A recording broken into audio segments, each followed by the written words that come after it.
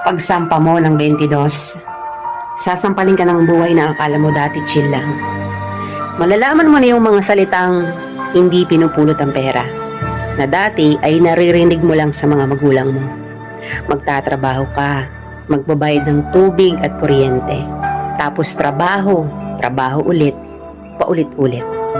Mamimiss mo yung batang ikaw, musmos, walang alam sa mundo. May mga gabing bibilangin mo ang oras ng tulog mo kasi akala mo makakatulong ito.